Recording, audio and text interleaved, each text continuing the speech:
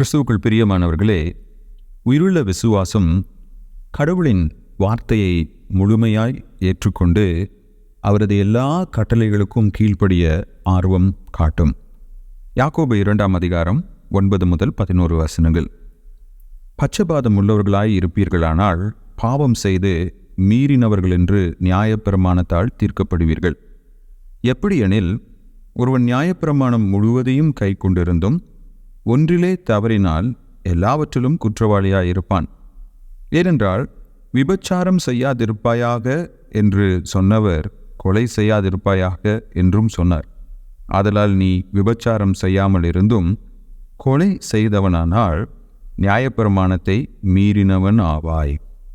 சபையிலே ஏழை பணக்காரன் என்று தரம் பிரித்து பார்த்து அவர்களை நாம் நடத்தக்கூடாது என்பதை யாக்கோபு இந்த வேத பகுதிகளிலே வலியுறுத்தி வருகிறார். இப்போ அதற்கு அவர் ஒரு உதாரணத்தை பயன்படுத்துகிறார்.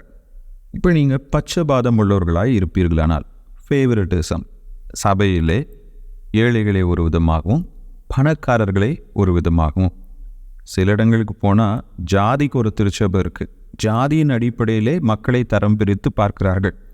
ஒரு பிரசித்தி பெற்ற திருச்சபையின் தலைமைத்துவத்தை குறித்து நான் படித்து கொண்டிருந்தேன். அப்போது அதில் ஒரு குறிப்பிட்ட ஜாதியை சேர்ந்தவர்கள் மட்டுமே போதகர்களாகவோ தலைவர்களாகவோ இருக்க முடியுது. அவங்க தான் பெரும்பான்மையானவர்களாக இருக்கிறார்கள். இப்போ ஜாதியின் அடிப்படையில் பட்சபாதம், ஃபேவரட்டிசம் சபையில் இருக்குது. பணத்தின் அடிப்படையில் இருக்குது. இன்டர்நேஷ்னல் சர்ச்சஸ், சர்வதேச சபைகளுக்கு போகும்பொழுது மொழியின் அடிப்படையில் இல்லை தேசங்களின் அடிப்படையில் பாகுபாடுகள் இருக்குது.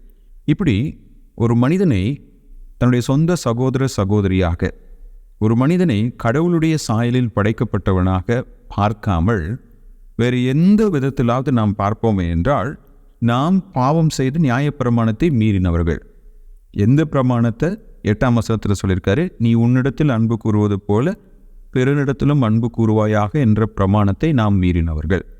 இயேசு கிறிஸ்து இந்த கட்டளையை கொடுத்த போது, முதலாவது கட்டளை, உன் தேவனாகிய கர்த்தரிடத்தில் முழு இருதயத்தோடும் முழு பலத்தோடும் அன்பு கூறுவாயாக என்று சொல்லி, அதற்கு ஒப்பான 2ஆம் கட்டளை என்று உன்னிடத்தில் நீ அன்பு கூறுவது போல பிறனிடத்திலும் அன்பு கூறுவாயாக.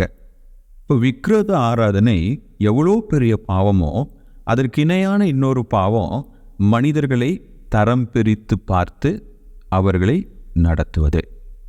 நான் ஒரு கிறிஸ்தவங்க, ஆனால் நான் பணக்காரனையும் ஏழையும் வித்தியாசப்படுத்தி பணக்காரனை ஒரு மாதிரியும் ஏழையை இழிவாகவும் நடத்துவேன் அப்படின்னா நான் விக்கிரக ஆராதனை செய்கின்றவன். நான் ஒரு கிறிஸ்தவங்க, ஜாதியின் அடிப்படையில் மக்களை நான் தரம் பிரித்து பார்த்து ஜாதியின் அடிப்படையில் நான் மக்களை நடத்துவேன்.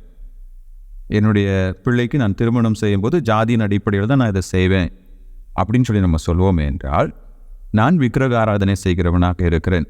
அதுதான் கடவுளுடைய தீர்ப்பு. அதுதான் யாக்கோபு இங்கே சொல்கிறார். மறுபடியும் கவனிங்க, அடுத்த வசனத்தில், ஒருவன் நியாயப்பிரமாணம் முழுவதையும் கை கொண்டும் எல்லாத்தையும் அவன் செஞ்சோம், ஒன்றிலே அவன் தவறினால் எல்லாவற்றிலும் அவன் குற்றவாளியாக இருப்பான். ஒருவேளை நமக்கு நியாயப்பிரமாணம் என்று சொல்லும்போது 10 பிரதான கட்டளைகள் மட்டும்தான் நமக்கு தெரியும். ஆனால் பரிசுத்த வேதாகமத்திலே 613 கட்டளைகள் பழைய ஏற்பாட்டில் இஸ்ரவேல் மக்களுக்கு நியாயப்பிரமாணத்திலே கொடுக்கப்பட்டிருந்தது. அப்போது ஒரு நபர் 612 கட்டளைகளை கை கொண்டு ஒரே ஒரு கட்டளையை மீறினாலும் அவர் 613 கட்டளைக்கும் கீழ்ப்படியாத நபராக தேவனால் கருதப்படுகின்றார். இதுதான் வேதத்தினுடைய உண்மை. ஒன்றிலே நாம் தவறினால் எல்லாவற்றிலும் நாம் குற்றவாளிகளாக இருப்போம். அதுக்கு 11ஆம் வசனத்தில் அவர் கொடுக்குற ஒரு உதாரணம், விபச்சாரம் செய்யாதிருப்பாயாக என்று சொன்ன கடவுள் தானே நீ கொலையும் செய்யாதிருப்பாயாக என்று சொல்கிறார். இப்போ ஏன் இந்த 2 கட்டளையை அவர் குறிப்பிடுகிறார்? இந்த இடத்துல இந்த கொலை செய்தாயானால் நியாயப்பிரமாணத்தை மீறினவனாவாய் என்பதை ஒரு உதாரணமாக அவர் பயன்படுத்தினாலும், சபையிலே ஏழைகளை ஒடுக்குவது ஒரு மனிதனை கொலை செய்வதற்கு சமம். ஏன்னா நீங்கள் ஒரு மனிதனை தரம் பிரித்து பார்த்து, அவர் முன்வசனம் சொல்கிறாரு, நீ அங்கே செல், என் பாதபடியிலே உட்காரு என்று சொல்லும்போது, சக மனிதன் தேவனுடைய சாயலில் சிருஷ்டிக்கப்பட்டவன் என்பதை உணராமல், அவனுக்கு கொடுக்க வேண்டிய கனத்தை நான் கொடுக்காமல் அவனை இழிவுபடுத்தும் போது அவனை நான் உயிரோடு கொள்வதற்கு சமமாக இருக்கிறது. நம்முடைய தமிழ் கலாச்சாரத்தில் அடிக்கடி சொல்லுவாங்க, மானந்தாங்க எல்லாம். இப்போ ஒரு மனிதனுடைய தன்மானத்தை நாம் சீர்குலைக்கும் போது அந்த மனிதனை உயிரோடு நாம் கொலை செய்வதற்கு சமம். ஜாதியின் அடிப்படையில் ஒருத்தனை நம்ம திட்டுவோமே என்றால், நடத்துவோமே என்றால், பணத்தின் அடிப்படையில் ஒரு நபரை நாம் திட்டுவோமே நடத்துவோமே என்றால், ஆண் என்றும் பெண் என்றும் நாம் தரம் பிரித்து பார்த்து ஆண்களை உயர்வாகவும் பெண்களை இழிவாகவும் நாம் நடத்துவோமே என்றால் அவர்களுடைய தன்மானத்தை நாம் சூறையாடுகிறோம். அது அவர்களை உயிரோடு நாம் கொள்வதற்கு சமம். எனக்கு அன்பானவர்களே, மனிதர்களாகிய நம்முடைய பார்வையில் நிறைய காரியங்களை நம்ம ரொம்ப எளிமையாக எடுத்துக்கொள்கின்றோம்.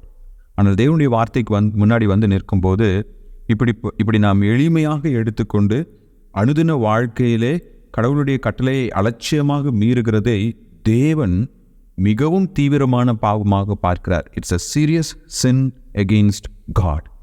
தேவன் நாம் ஒவ்வொருவரையும் அவருடைய சாயலில் படைக்கப்பட்டவர்களாய் கனப்படுத்தி ஒவ்வொருவரையும் நாம் மதித்து நமக்கு இணையானவர்களாய் நாம் அவர்களை நடத்த கடமைப்பட்டவர்களாக இருக்கிறோம்.